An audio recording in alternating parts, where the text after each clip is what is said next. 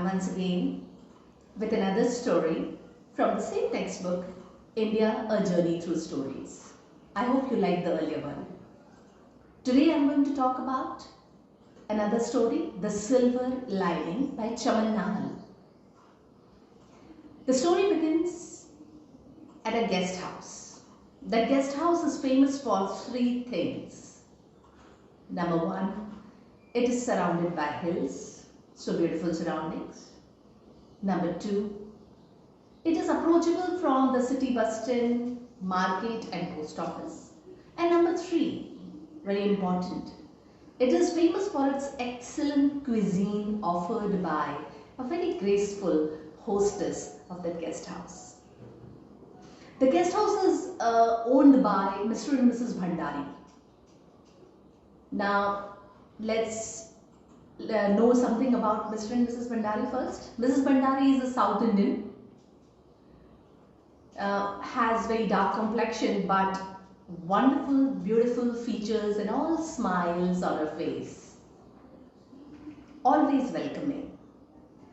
She is married to a North Indian. Mr. Bhandari is a very natural North Indian, common North Indian man with huge, strong body.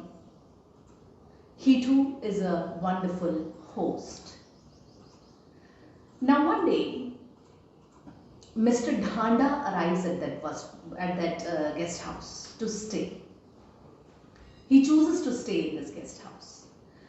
One important thing of the guest house, which is famous with all the guests, is the 8-year-old, wonderful, charming, sweet little daughter of Mr. and Mrs. Bhandari. Her name is Pramodini. She is 8 years old, but unfortunately she cannot hear and talk. That is, she is deaf and dumb. But as far as her personality goes, she has very finely chopped hairs with straight fringe on the forehead. She puts on jeans, loose t-shirts and huge boots. So we can call her she looks like a miniature jungle queen, loved by each and every guest that comes to the guest house.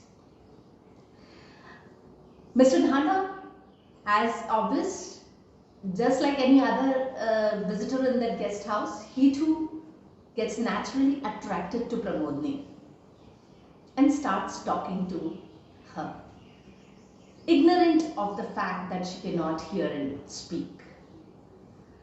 That problem is the only cause of agony and pain for Mr. and Mrs. Bhandari, when their daughter cannot react or talk or listen to what the guests are saying.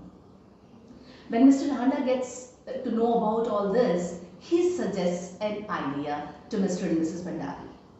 He says, you should prepare chits with the information about the physical condition of your daughter on it, and humbly requesting the guests to keep away, not be so friendly with your daughter and intimidate her. Allow her to be friendly with you. Both Bhandaris like that idea. They prepare chits and start giving to the visitors. And that idea clicks. It helps. So they continue doing it. But one fine day, a man named Mr. David arrives at the guest house. That man is of somewhere around 25 years of age. He has put on a very ill-fitted suit and loose trousers and drooping shoulders. But then one thing which is very attractive in his face is also his cheerful smile and sparkling eyes. He enters the guest house and, as always, Mrs. Bhandari gives the chit to him.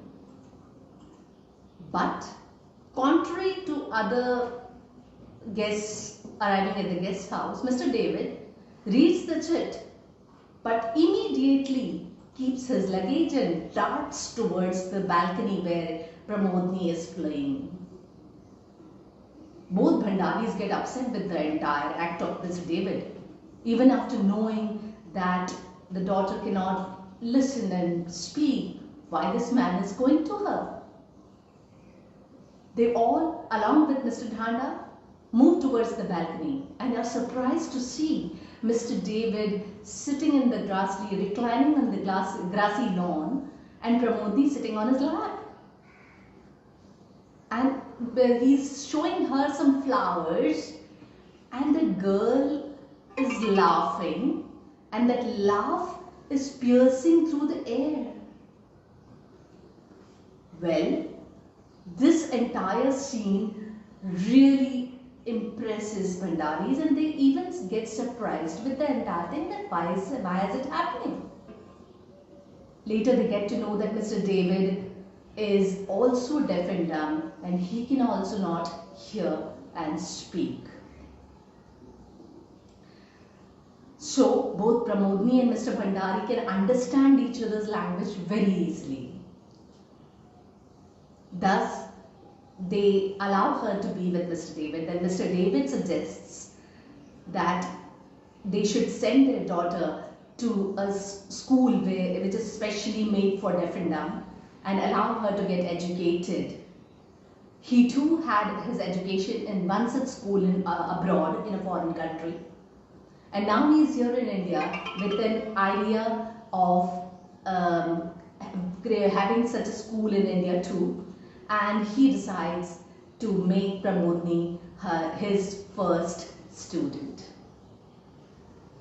This story ends in a positive note, and we can say that Mr. and Mrs. Bhandari see a silver lining of ray of hope, love, humanity in the gloomy sky of despair and grief.